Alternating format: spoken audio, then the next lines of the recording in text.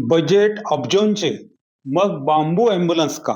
वंदे मातरम, सप्रेम नमस्कार. मी संजय झेंडे. द ॲक्वेरियस इन्साइट्स या यूट्यूब चॅनलवर आपले स्वागत. मित्रांनो, 20व्या शतकात नव्हे तर आज डिजिटल इंडियाच्या काळातही महाराष्ट्रातील एका गरोदर महिलेला प्रसूतीसाठी दवाखान्यात न्यायचे असेल तर रुग्णवाहिका येत नाही, गाडी येत नाही. तो येतो फक्त 2 बांबू आणि एक चादर. यात त्या महिलेला बांधून 4 ते 5 किलोमीटर डोंगराळ आणि चिखलाच्या वाटेवरून पळत जावं लागतं. अनेकदा या प्रवासातच एका मातेचा किंवा तिच्या पोटातल्या बाळाचा श्वास थांबतो. मित्रांनो, ही घटना एखाद्या एकाकी पाड्यावर घडलेली नाही किंवा एखादी अपवादात्मकही घटना नाही. ही महाराष्ट्रातल्या सातपुडा पर्वताच्या कुशीत दरवर्षी पावसाळ्यात घडणारी शोकांतिका आहे. नंदुरबार जिल्ह्यातील सातपुडा पर्वताच्या कुशीत वसलेल्या अक्कलकुवा तालुक्यात वेहगीच्या बारीपाडा येथील स्तनदा मातेचा रस्त्याअभावी झोळीतून रुग्णालयात घेऊन जात असताना रुग्णालयात पोहोचण्यापूर्वी दुर्दैवी मृत्यू झाल्याची घटना 21 ऑगस्ट रोजी घडली. त्यानंतर अगदी अलीकडे 26 ऑगस्ट रोजी बावीबाई रवींद्र वळवी यांच्यावरही हा प्रसंग ओढवला. सुदैवाने नातेवाईकांनी तात्काळ बांबूची झोळी बांधून त्यांना प्राथमिक आरोग्य केंद्रात दाखल केले. त्यानंतर अवघ्या अर्ध्या तासात त्यांनी बाळाला जन्म दिला. अशा स्वरूपाच्या बातम्या नंदुरबार जिल्ह्यात नवीन नाहीत. तेथील मंडळींना काही वावगंही वाटत नाही. मात्र आश्चर्य असं वाटतं की अशा प्रश्नांवर आवाज उठवणारे, आंदोलन करणारे या मंडळींचा पक्ष आज राज्याच्या सत्तेत आहे. आदिवासींच्या तरीही समस्या सुटलेल्या नाहीत. अशा वेळी ही त्यावेळीची आंदोलनकर्ती मंडळी कुठे गेली, काही दिसत नाही. विशेष म्हणजे 100% लोकप्रतिनिधी, 70% प्रशासकीय कर्मचारी आदिवासी समाजातले असताना या मूलभूत समस्यांचे निराकरण का होत नाही? निवडून आल्यानंतर साधा पंचायत समिती सदस्य असेल किंवा आमदार असेल, ग्रामपंचायत सदस्य असेल, खासदार असेल, जिल्हा परिषद सदस्य असेल, या मंडळींना मुंबईतच राहायला का आवडतं? पाड्यावरील बांधवांचे विस्मरण का होते? असे प्रश्न या निमित्ताने उपस्थित होत आहेत. मित्रांनो, याशिवाय पण एक प्रश्न आहे. महाराष्ट्रात आदिवासी विकासासाठी स्वतंत्र आदिवासी विकास विभाग आहे. आदिवासींच्या लोकसंख्येच्या प्रमाणानुसार म्हणजे जवळपास 9.5% अर्थसंकल्पीय निधी ट्रायबल सब प्लॅन दरवर्षी मंजूर होतो. अब्जावधी रुपयांचा निधी कागदावर खर्चही दाखवला जातो. मग तरीही आदिवासी पाड्यांपर्यंत पक्का रस्ता आणि ॲम्ब्युलन्स का पोहोचू शकत नाही? बजेटचा अब्जावधींचा निधी जातो कुठे? आणि विशेष म्हणजे या भागातील लोकप्रतिनिधी स्वतः आदिवासी आहेत, तरी परिस्थिती का बदलत नाही? त्यांना कण संवेदना नष्ट होऊन जातात का त्यांच्या सत्ता आल्यानंतर? आजच्या या विशेष विश्लेषणामध्ये आपण याच पैसा आणि विकास यातील दरीचा पर्दाफाश करणार आहोत मित्रांनो. त्याच्या आधी बजेटचं गणित विरुद्ध वास्तव काय आहे हे सुद्धा आपण बघू. म्हणजे द फायनान्शियल रियालिटी काय आहे. सर्वात आधी आपण आकडेवारी समजून घेऊ.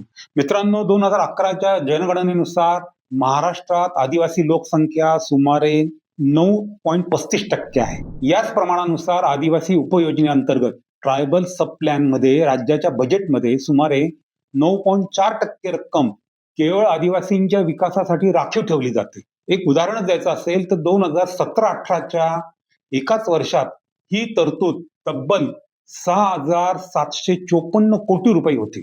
म्हणजे 6,700 कोटीहून अधिक रुपये एका वर्षात उपलब्ध होतात, तरतूद होते. तर मग इतका पैसा येतो तर जातो कुठे?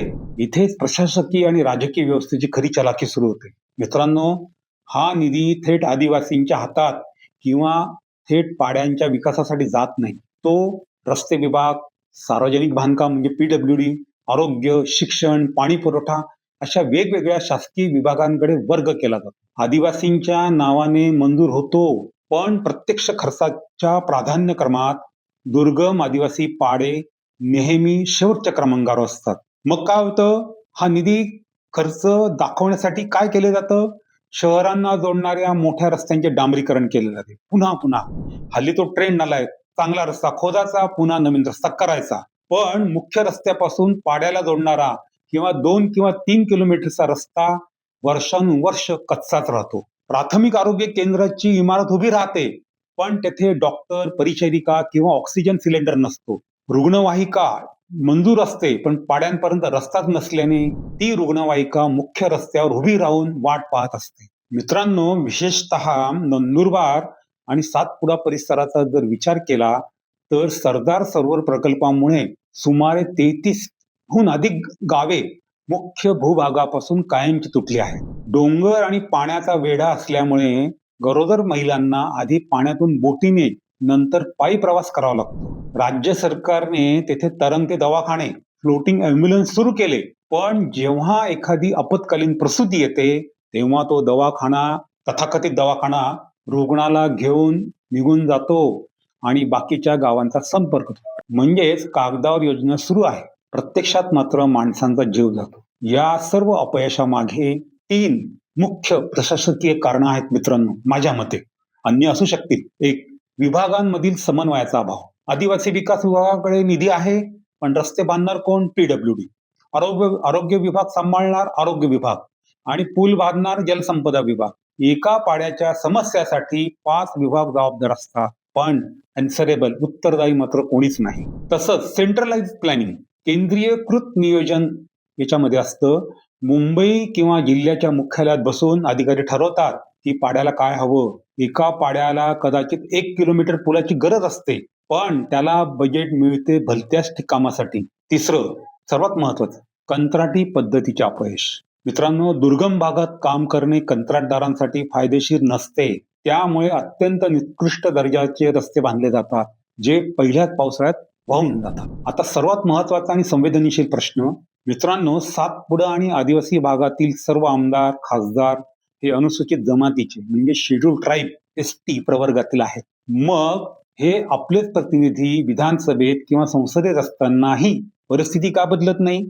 याचे सोपे उत्तर म्हणजे राजकीय प्रतिनिधित्व म्हणजे प्रशासकीय नियंत्रण नाही. आमदार, खासदार यांना निधीच्या मर्यादा आहेत. लोकप्रतिनिधींना मिळणारा स्थानिक विकास निधी हा संपूर्ण मतदारसंघाच्या तुलनेत अत्यंत तोकडा असतो. प्रशासकीय आणि तांत्रिक मंजुरी, निविदा प्रक्रिया, फॉरेस्ट क्लिअरन्स, वन जमिनीचे विषू त्या भागात आहेत त्याची परवानगी आणि प्रशासकीय मंजुरी यावर नोकरशाहीचे, ब्युरोक्रसीचे वर्चस्व असते. तिसरं, वोट बँक आणि पाड्यांचे राजकीय स्थान. हा पण एक मुद्दा प्रत्येक वेळेस उपस्थित होतो.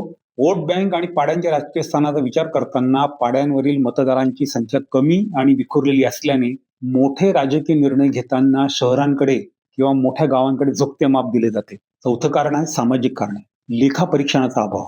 लोकप्रतिनिधी जे आहेत ते निधी मंजूर करून आणतात, पण तो निधी शेवटच्या पाड्यापर्यंत नक्की पोहोचला का, कामाचा दर्जा काय होता याचे सामाजिक मूल्यमापन, सोशल ऑडिट करण्याची यंत्रणाच कार्यरत नाही. त्यामुळे दोष केवळ लोकप्रतिनिधी काम करत नाही एवढंच नाही, तर ज्या प्रशासकीय आणि राजकीय चौकटीत हे काम करतात ती चौकटच उत्तरदायित्व शून्य झाली आहे. मग तुम्ही म्हणाल यावर उपाय काय?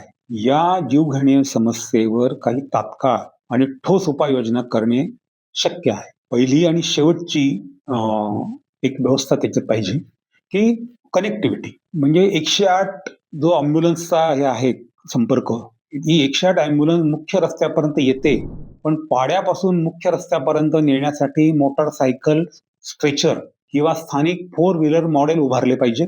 2 नंबर, प्रसूती निवासगृह, वेट इन होम्स. अति दुर्गम भागातील हाय रिस्क गरोदर महिलांना प्रसूतीचा संभाव्य दिनांक लक्षात घेऊन 2 ते 3 आठवडे आधीच प्राथमिक आरोग्य केंद्राजवळील निवासगृहात दाखल करण्याची सक्तीची व मोफत सोय व्हावी. त्याचबरोबर अगदी मायक्रो लेव्हलला पाडानिहाय विकास आराखडा जर केला ग्रामसभेच्या माध्यमातून, थेट पाड्यावर त्याचं नियोजन झालं पाहिजे. स्थानिक तरुणांचा सहभाग याच्यामध्ये नोंदवला पाहिजे, कारण बाहेरचे कर्मचारी जे असतात ते दुर्गम भागात टिकत नाही.